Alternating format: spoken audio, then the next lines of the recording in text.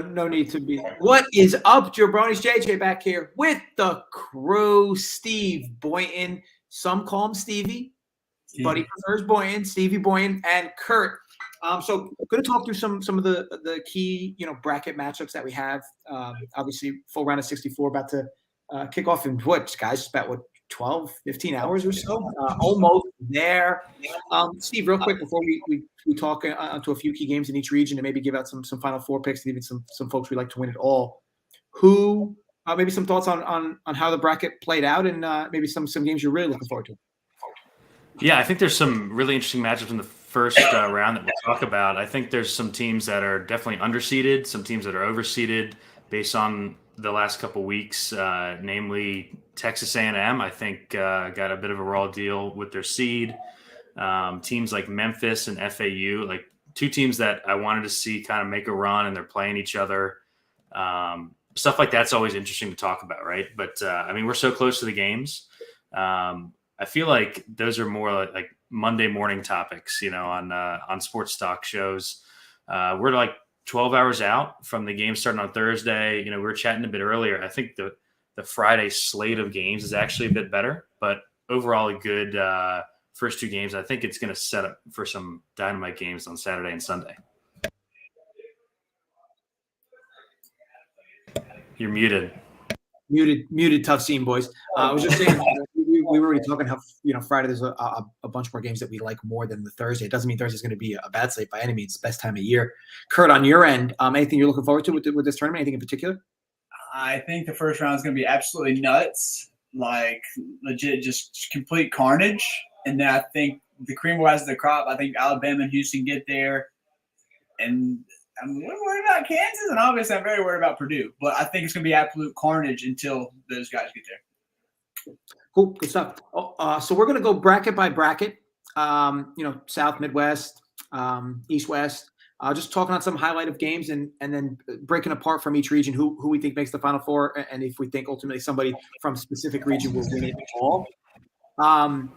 Stevie, so we'll talk on a few games, right? I don't think it's necessary to talk the 116 matchup, but Maryland, West Virginia is an intriguing matchup for a few different reasons. What are your thoughts there? And out of them two, who do you have advancing? Yeah, so these, there's no love lost between Maryland and West Virginia. Everyone knows that. Both my parents went to Maryland, so I'll be rooting for them. But, man, I think they are dead last. Whoa, what? Oh, you're West Virginia. Maryland's dead last in Haslam's away from home metric in the entire country. They're 363rd away from College Park. So, that's been kind of a thing that Kurt and I have been talking about in the DFS streets. You play the Maryland guys at home, you fade them on the road. I think West Virginia wins this game. I'll be pulling for Maryland, but it's just tough to back the Terps away from College Park, honestly. Fair enough. And I know, Kurt, some of this stuff hits home for you. Who do you like here, LOL? So, I graduated from Marshall, so I'm a Marshall fan, but, I'm going to support the state. So, first of all, Country Roads was about West Virginia, was about Maryland. Fuck Maryland. It's the worst state in the fucking country. So, Maryland, not even on the road, but, even at home, but down the stretch, they just did not finish strong at all. A couple games, they just looked like they legit quit. Jameer, they're studs, too. It was Jameer and Dante Scott, they weren't getting nothing from them. So, I hate how confident I am in West Virginia, but I am so fucking confident in West Virginia, man.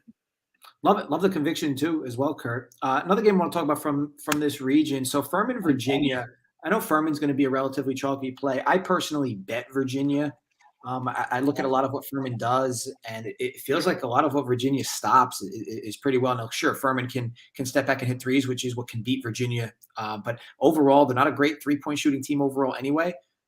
So needless to say, I think Virginia's pack line. And then, look, Furman's defense is woeful. I think if you're betting Furman, I think you should also bet in the over. But needless to say, I do like Virginia minus the 5.5 number. I think if Furman's going to have to make really difficult shots to keep this close. And Virginia, especially with their ball movement so fluid, that they should be able to score plenty against this Furman defense. Boy, on your end, which side you like here? Any strong conviction? Yeah, this will be the first one that we're on opposite sides on. I like Furman here. It's not, my strongest conviction play of the day or anything. I waited. I saw 6.5 earlier today. I'm not sure if that's still there. We've been out and about. These guys came up just short last year. I like the senior laden team behind Bothwell and Slauson. We're fading Virginia a bit down the stretch. They just really had a tough time scoring. I think if Furman can score 70 in this game, I think they win, which I think they can do. I'm also on that over. So I love that you said that, because if Furman wins, it's because there's more scoring in this game than people probably think. So this is more of a Virginia fade than thinking it's a great spot for Furman. I do think that if Furman wins, they have a really, really tough time in that second round. So one of those spots in your pool where, if you pick a double-digit seed, you don't have to automatically advance them twice. I think San Diego State, if you pick them in the first round and pick Furman, just go ahead and put the Aztecs forward. Yeah, good stuff. I mean, obviously, I always appreciate the conviction as well. And look, us being on opposite sides, that's not the end of the world. Kurt, on your end, anything crazy? Any crazy takes for this game? Yeah, I mean, same as Stevie. Like I said, there's going to be a lot of cards besides the ones, and this is one of them. I'm legit picking a lot of these upsets, and I feel like I'm going to be right at a high clip. So give me Furman. I think if they shoot just at their median of from the behind the arc, I think they win. So give me Furman with the upset. Cool. So one of the game we'll talk about briefly, Missouri, Utah State. I do believe this is also one of the games where you have that reverse 10 being favored-ish versus 7. What's your guys' take on this as it relates to the game itself, and then maybe the spread, how it relates to the brackets? Because you're probably going to see a 50-50 split here, but again, the books seem to think otherwise. Yeah, this is a game that's big on the DFS slate too if you're playing it, because it's one of the higher totals of the slate. There's some underpriced guys. So check out our playbook if you're a member to see who we're on there. But I actually took Mizzou plus 2.5 pretty early in the week here. This is like a data versus athletes argument, right? Utah State's numbers are better. They're ranked higher on KenPom, all that. They just haven't seen the dudes that Mizzou has. I think Mizzou's gonna really give them a tough time, especially in the second half as their athletes just kind of take over. They won't have an answer for Kobe Brown, Utah State, that is. I think the way that Utah State wins this game is they just hit a shitload of threes, which is obviously possible, right? We're talking about a 2-point spread, so I don't think Mizzou blows them out or anything. I think in a close game, I'll take the team that's got the serious athletes, especially late in the game. What about you, Kurt? You kind of agree with the same sentiment, or you're on different sides for 7-10 clash where the 10's favored? Yeah, so we started off on opposite sides, but I'm going Mizzou too. I just think the same thing. I just think the SEC is better. I don't think they've seen any. I view this the same way as I'm viewing the Miami Drake game, except for I'm liking the favorite in that one. I like Miami, but I think they had not seen these athletes. I think they wear them down. Out of this region overall, there's not any other games to you two that stick out that you want to just briefly talk about, or maybe you want to give a pick that you think makes it through this entire bracket. Oh, you go first. So, I want to have one. Yeah, so I think the most intriguing game of this bracket, I think there's 2 of them. So I think Creighton's going to get by Baylor, and then Creighton, Arizona next weekend would be just an absolute barn burner, high-scoring game. I worry a bit about the Ballo injury for Arizona. We got Kirk Creaso with an injured shoulder. I think Creighton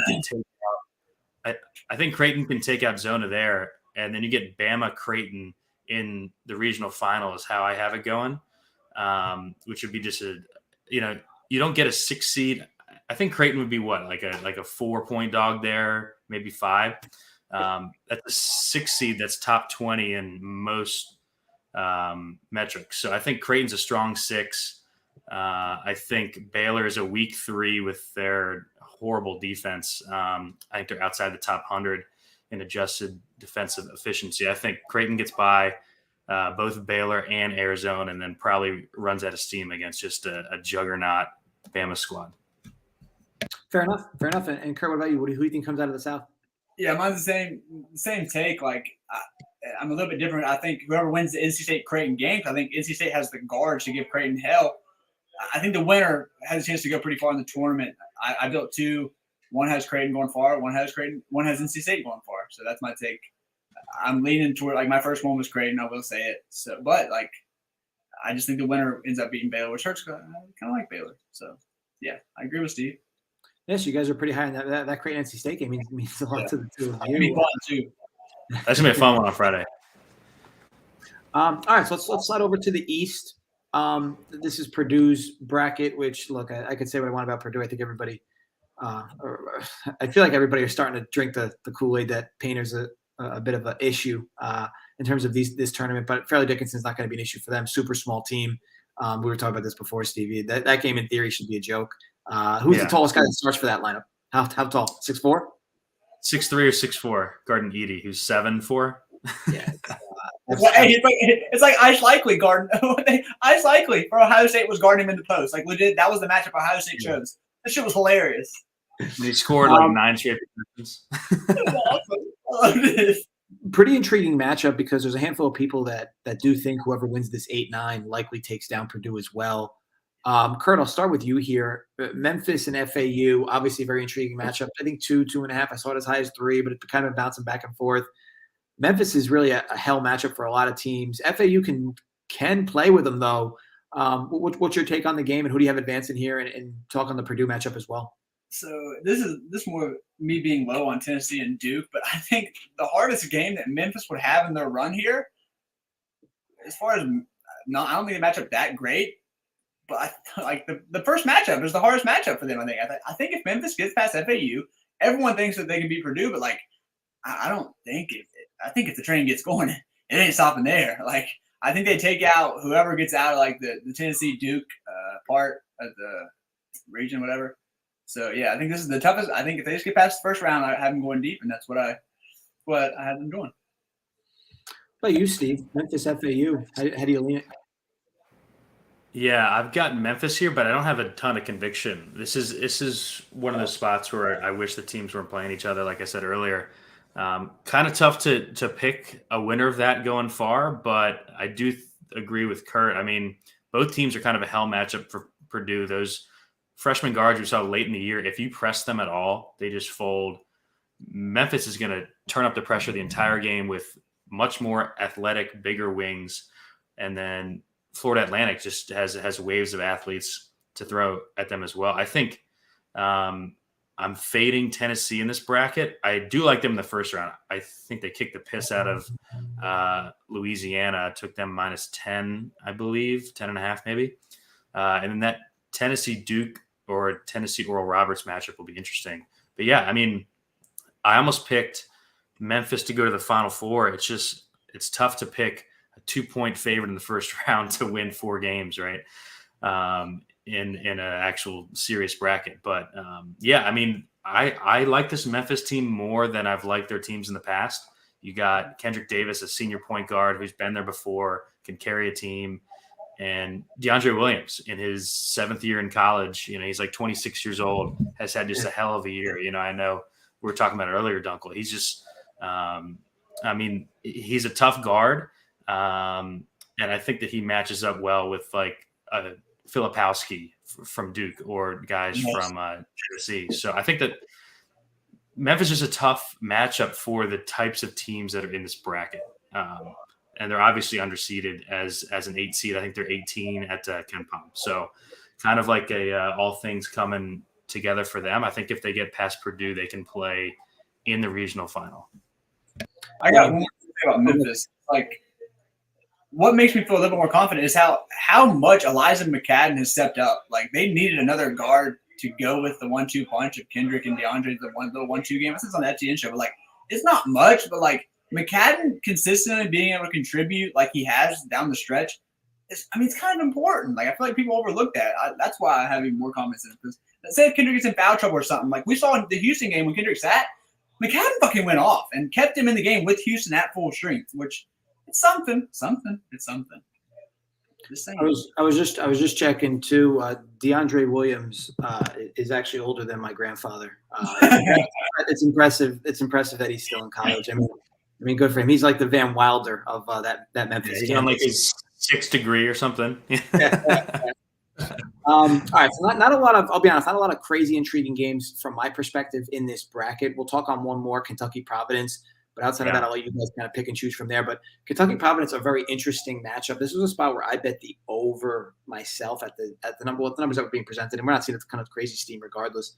But just a game, two offensive, efficient teams, and the pace. While it doesn't exactly project to play super fast, Providence will run with teams when they want to run, and Kentucky has shown times this year they're happy to go up and down the court. And I do think Calipari, especially this time of year, you kind of see him running these more offensive flow games. I think it's part of the reason why he never goes anywhere in these tournaments. Defense becomes an issue. I think it becomes an issue here overall. But Kurt, I'll start with you for this. Kentucky Providence, any crazy stands here, one way or the other? Yeah, I was on Providence early, but seeing the reports that Kentucky's healthy, I'm not sure if they're healthy because they're just bandaging up and just trying to give it a go for the NCAA tournament. But I'm going to go the other way. That they've kind of been waiting for this moment. I think they are like pretty healthy. So which means you get like a point guard back in Wheeler, you get a shooter back in Frederick. It's kind of important positions. Like those are two important roles. So I'm going to go Kentucky here, and Bryce Hopkins does not get his revenge. What do you think here, Boynton? You got some? Oh, shit. I think this is the coolest game on Friday. It's that like 7 p.m. primetime game. Just so many storylines with the Bryce Hopkins thing. Providence got a couple other transfers from the SEC who got their shit pushed in from Kentucky when they were at their schools. I'm a Providence apologist, so take that with a grain of salt. I like Ed Cooley a lot. I think he's a better coach here. The entire week, Dunkel, I was hoping that we would get more than 4 with Providence, the way they played down the stretch. I do like the over look, especially with Kentucky getting some guys back. Cason Wallace, Severe is just going to help that offense. And yeah, I mean, Providence ran with the Big East teams that wanted to run. They ran with St. John's twice. They ran with Xavier. So, yeah, I have no issue with the pace. And I think it's just a really cool game. I didn't bet it just because I wanted more than 4 from Providence, but I would not be shocked if Providence won this game. I think the game it should relatively play close and be a fun back and forth. I do agree. It could be one of the better games overall of the Thursday, Friday games. Yeah. Out of the East region, Stevie, I'll stick with you. Who do you have coming out of it? Yeah, so this is the one that I have the least conviction on. Actually, I think it's a bit wide open. I think it could be Memphis. I think it could be Duke. I think it could be I think who I have is Marquette, just because they had that little lull in Big East play, but man, they really impressed me last weekend. They could have folded against UConn. They just had a bunch of like points in that tournament where they could have gone out, and I don't know. I do worry about them as a favorite because Shaka, like his numbers as a dog are just unreal. But I think if they can get out of the first couple games where they're going to be favorites, like that second round game against Izzo or USC, sneaky tough. USC just a tough team to prepare for with all the different defenses that they throw at you. But if they get past that, Kansas State's a pretty good matchup for them, or like a Kentucky Providence. I mean that talk about overs, like if they play Providence again, that'll be great. So yeah, I've got Marquette coming out, but I don't feel great about it. I wanted to pick Memphis, but didn't have the stones. And obviously you can't argue the fact that you like Memphis or even Duke from that side. I'm sure they're going to be relatively trendy as well. Kurt, yeah, who's coming out of the East? Yeah, I'm blowing this whole shit up. Like I said, I have Memphis winning it in one. Another, I have like fucking Michigan State or something random. Like, yeah, I have Michigan State winning it. So I think just straight up carnage down here. It's going to be carnage, so you might as well just try to go crazy with it. I don't think it's going to be the chalk. Well, I guess Marquette would be the chalk. I don't think that's going to happen. And Kansas State, I don't really trust them at all. So get weird down here. Get really weird. All right, cool. Let's move over to the Midwest. Houston, Northern Kentucky, I don't necessarily think it's valid to talk about, but Iowa-Auburn should be a nice little fun track meet. Kurt, I'll start with you for this region. The Auburn-Iowa match, anything you're looking forward to there? DFS, I'm sure it's got some added value. But either way, what's your thoughts on the game and who wins it? Yeah, so besides my little Michigan State love, this is a FU Big Ten apologist right here, not apologist, but I do not like the Big Ten at all. Give me Auburn.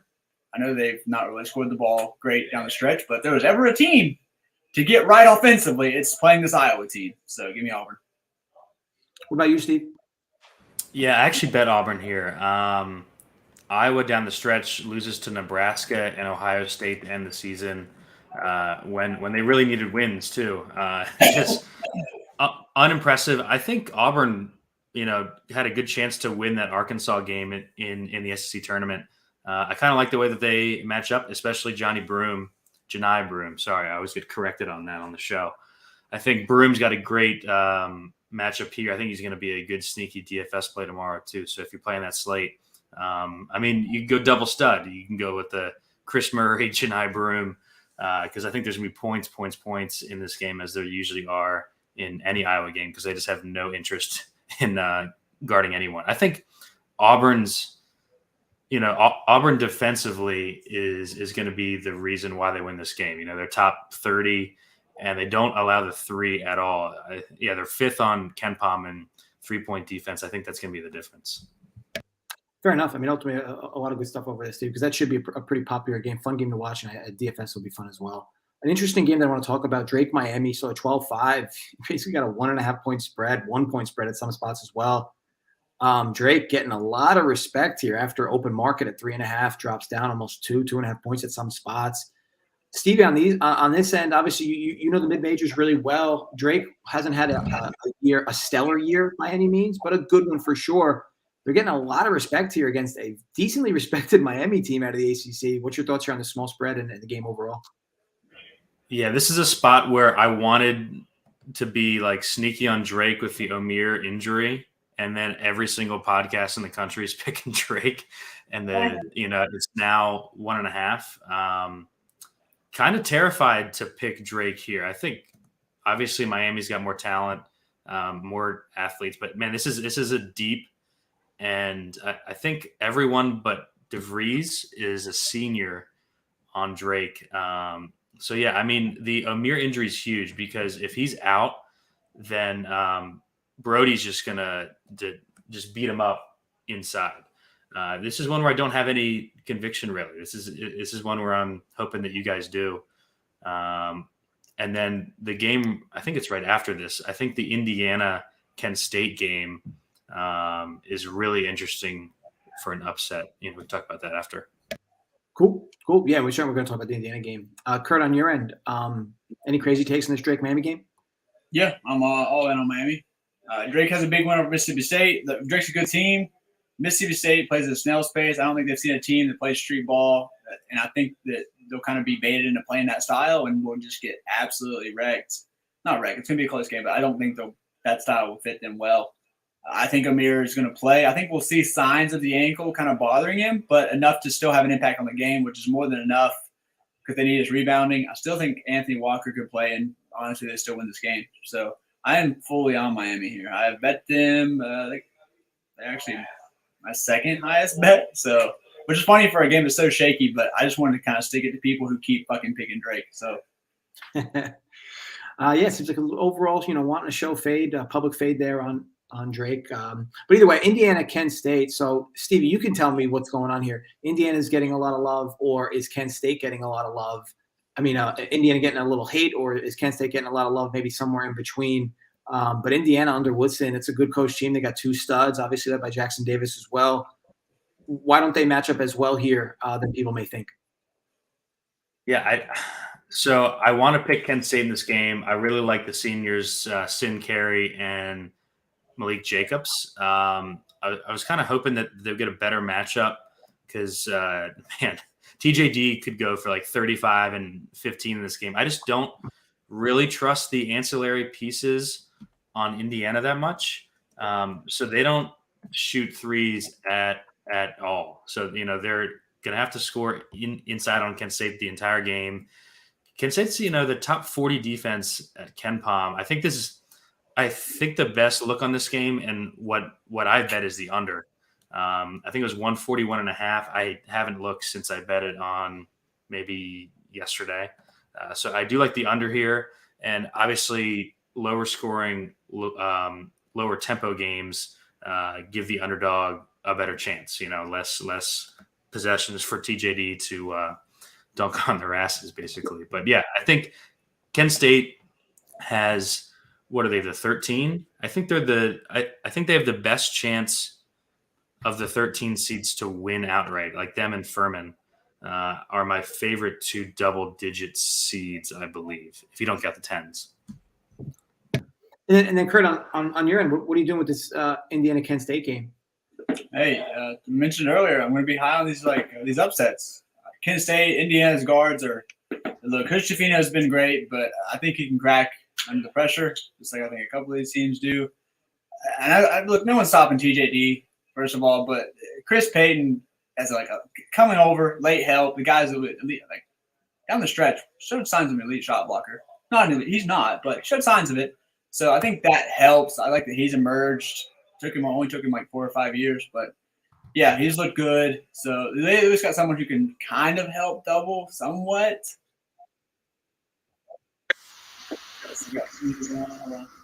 But yeah, so I want Kent State here. Sincere carry. I think Jacobs is the X factor. I think he needs to be hitting shots. Give me Kent.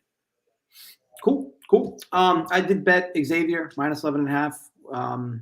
For that next matchup, I think under Sean Miller, I think this team has shown promise in a few different ways. I know they're dealing with an injury specifically, but it's one of their key guys. But in reality, it's not going to matter for this matchup. At least it shouldn't. I think that number's pretty soft overall.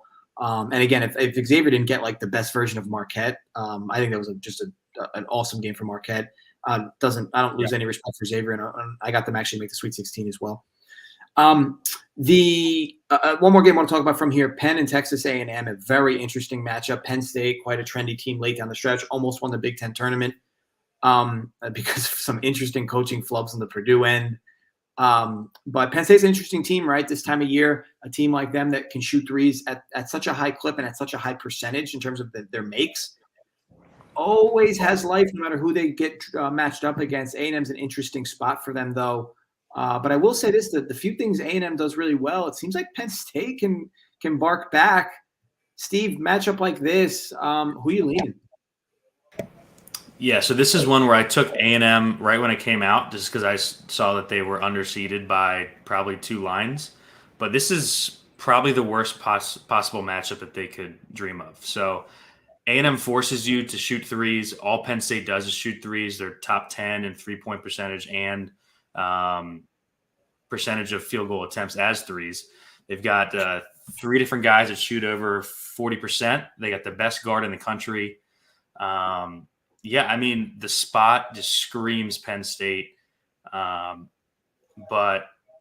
I worry if there's just a big enough difference in overall like talent level or ranking of teams, right? Like A&M's played, if you sort on Torvik, since like February 1st, I think they're like 8th in the country. Penn State's probably 50th or so. But man, they're just red hot. It's a tough team to fade. Again, like if I didn't just jump on them right out of the gate, I probably wouldn't have bet this.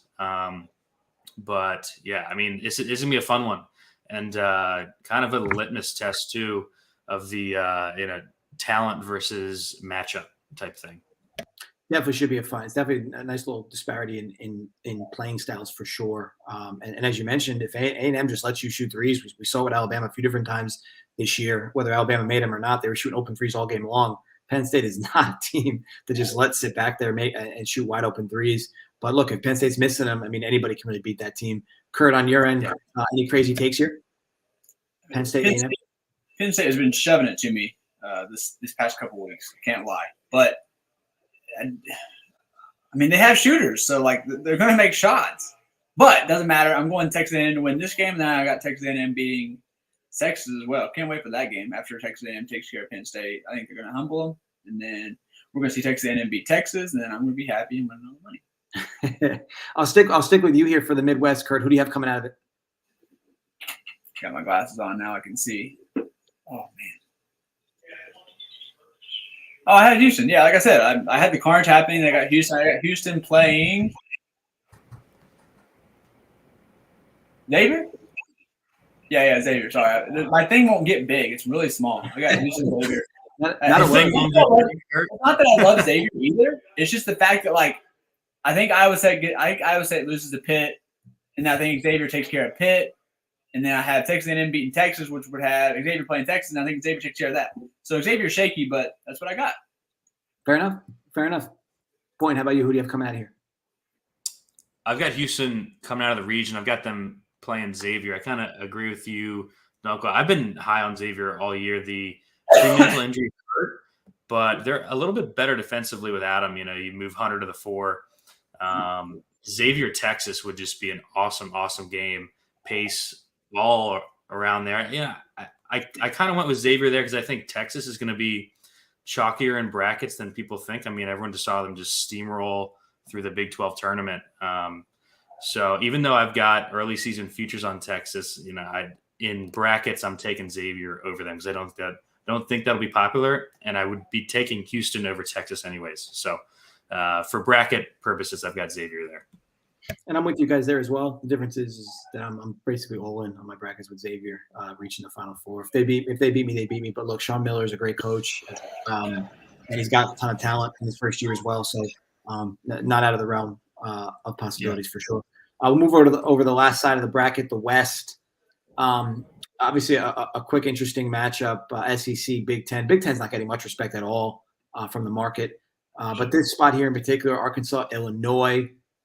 Kurt, what are you doing here? Interesting 8-9 matchup.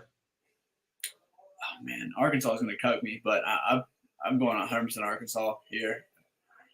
I mean, Illinois is healthy now, so that's good. They were kind of battling some stuff down the stretch, especially the caffeine boys. Shout out Matthew Meyer for drinking too much caffeine, fucking weirdo. But yeah, give me Arkansas, and I think Arkansas-Kansas is going to be a great game. I think they're going to give Kansas a little bit of a scare, maybe even more of a scare. What about you, Steve? Yeah, so here's who Illinois has beaten since Valentine's Day. No boy. Minnesota at home against Northwestern and home against Michigan. They haven't won a game on the road since January. I think Arkansas is at its best as they've been the entire season right now with Smith back and playing huge minutes. It's a dangerous team, man. I think if they win this game, they're like a 3-point dog against Kansas. I think they can beat Kansas. Yes, yes. I think I mean, I usually don't pick this many upsets, but I just think that these teams are closer than they usually are. Like the 1s and 8s, like we talked about with Memphis and Purdue. Like Memphis is 18 and KenPom, Purdue's 9 or 10, something like that. Kansas is 9, Arkansas is 20. I think these teams are closer than their seeds kind of indicate. And I'm going to take some shots. I mean, this region is gnarly. This region's got 5 of the top 11 at KenPom, including my national champ, who we'll get to soon. Like Jordan Walsh, I don't know what the analytics say, but like he's a fucking pest out there, and he's gotten a lot better on the defensive end down the stretch. Steve, what do you think? I gotta give credit to the Alopecia guy? Alopecia, baby. He's long, bro. He gives people fits. If they beat Kansas, it's not going to be because of alopecia, man. I'll tell you that. It's going to be because of Nick Smith and Anthony Black. Throwing the ball, but defense is important, Stevie. Come on. Not a whole lot of intriguing matchups in this last region that we're talking on, but St. Mary's VCU is an interesting little matchup. VCU is a very interesting team. Forced just an enormous amount of turnovers defensively, and they get to the free throw line a ton. But they're just not very efficient offensively, which has caused them fits throughout the year in terms of winning with a lot of consistency overall. Out of a relatively weak conference also. Stevie, for this matchup, St. Mary's getting a lot of respect. But look, they've been getting a lot of respect all year, especially, only being a small underdog against Gonzaga in the championship there. What are you doing with this game? Yeah, I'm going to trust the best player in the game, and that's Ace Baldwin for VCU. The committee did St. Mary's 0 favors, so this is the West bracket, but this game's in Albany. So we got an early tip for St. Mary's. At least we're not playing on Thursday. It's Friday morning, but still, just a rough spot, I think, as far as like situation wise for St. Mary's. And I don't know. I wasn't huge on them the whole, they were ranked high, but they didn't really do that much in the non-conference And I think VCU is going to win here. Plus, I have UConn moving on, so I don't mind in my bracket taking a shot on an upset here. I think it's a 4.5 spread. Yep. Yeah, give me VCU and then losing to UConn in the second round. What about you, Kurt? You on the dog here or St. Mary's in that disciplined defense? Yeah, well, I mean, VCU's defense isn't nothing to shake a stick at either. Like, they're pretty solid defensively. More narrative based. I think the last, was it 2 years ago, VCU was not to come to the tournament because COVID or some shit. The game got canceled. That was right. Stevie was VCU. Narrative street for me. Yeah. Anything to pick against St. Mary's, honestly. But I think the coach will kind of have them fired up. There's a couple guys left over from that team. Ace Baldwin's one of them. That's on high. I might be. But, yeah, I think they'll have them motivated. I think they can kind of play St. Mary's style. And I think they can beat them at their own game. Give me VCU. Yeah, also, just real quick, JJ, we saw Gonzaga really bother St. Mary's with a press late in the season. So VCU is going to put the pressure on. I trust Ace. But, yeah, this is 2 top 20 defenses. This is going to be a real low-scoring game. So give me the dog in that. Exactly. That's the thing, too. Like, these low-scoring games, like, the dog is always, like, like, I always like dogs in low-ass scoring games like this. I mean, St. Mary's has some good guards. It's really going to be on how well they can handle that press and the constant just pressure defensively because VCU turns them more. But if St. Mary's can handle the press and just really slow the game to a crawl, it likely will be a tough time for VCU. But either way, one other game from this side that we'll talk about, Boise State Northwestern, another game where a Big Ten team is really not getting much respect. You got Boise Boise opened a small favorite. Now, actually, Northwestern got money back their way. So now they're a small favorite. What's your guys' thoughts on this, Stevie? Overall Big Ten conference, which has gotten criticism in various ways this year, and a talented Boise State team going head-to-head. My thought is total rock fight. I think this is an under. This is I think this is the game that ends like 56-52. I don't really have a strong lean on the side. I guess you have some good guards in this game for 2 really good defenses. You got Boo Buie, Chase Hadij, and then Shaver and Rice on the other side. I don't have strong opinion here. I wish I did because I'm fading UCLA in this bracket. And I wish there was a stronger 7-10 here because I think I saw something like a 2 seed has gone out in like 16 in the last 24, something like that. But I don't really see it with either of these teams with just the discipline of UCLA in the second round. What about you, Kurt? Look, I didn't look into this game. Like, I looked into a lot of these, but I didn't look into this one. I'm just going fuck Big Ten. Give me Boise State. I mean, the Mountain West were 0-6 last year, so they've sucked too. I like their athletes more. I'll tell you that. Kurt, I'll keep it with you for the West. Who do you have coming out of it?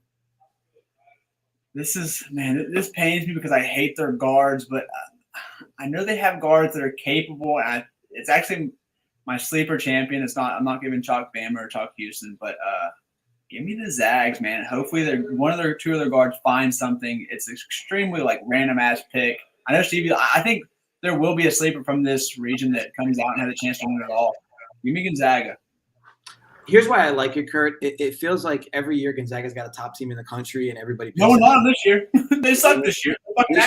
This year, they do not have their typical type of team. Wouldn't it be funny if this was the year they won the national championship? Boynton, on your end, do you agree with the Zaga take? Or you have somebody else coming out of here? I've got Gonzaga in the regional final. I've got them beating UCLA and playing UConn. I've got UConn going to the Final Four here. Gonzaga at Torvik was actually the number 1 team in the country last month and a half. Their offense is an absolute wagon right now. So I think that's going to be tough on UCLA. I think that they just outscore them with the injury issues that UCLA's got right now. And then I've been on UConn all season. They had that 2-week stretch that was really shitty. They basically had 3 different seasons. They had the absolute wagon for the first 2 months, the 3 or 4 game stretch where they sucked, and they've been really good since. They should have won that Marquette game in the Big East tournament if they hit one of the last 5 wide open threes. I think we're talking about UConn, Big East champ, and 2 seed, but instead we're talking about the number 4 team at KenPom as a 4 seed. I think UConn's going to the Final Four.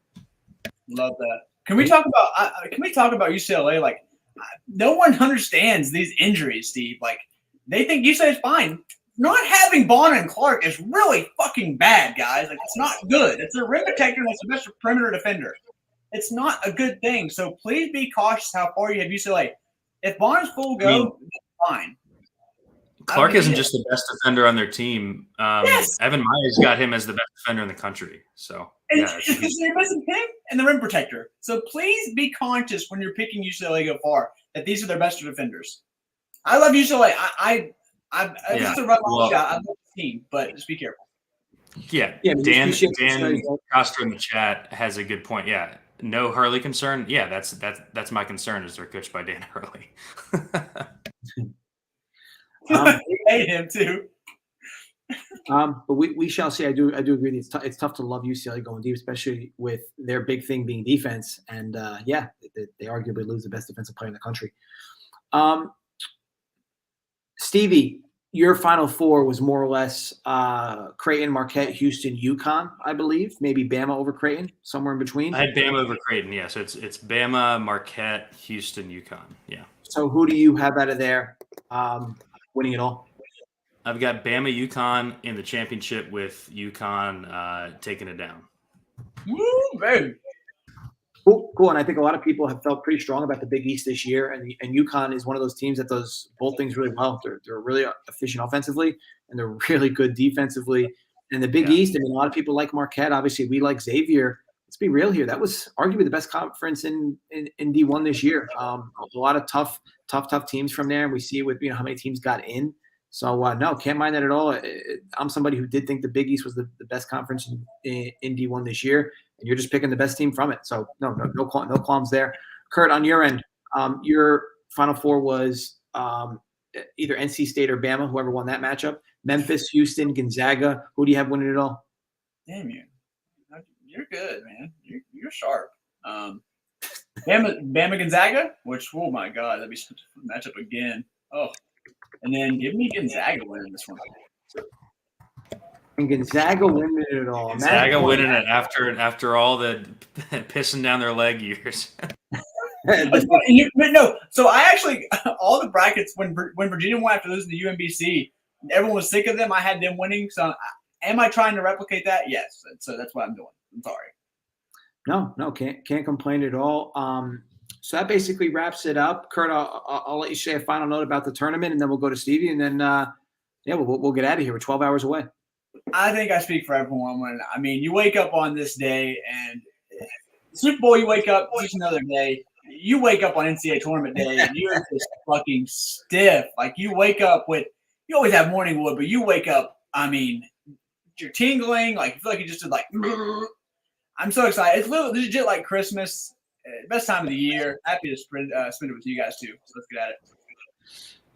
Boynton, what about you? Anything specific? I think Kurt's saying that because he's sharing a room with two other guys this weekend.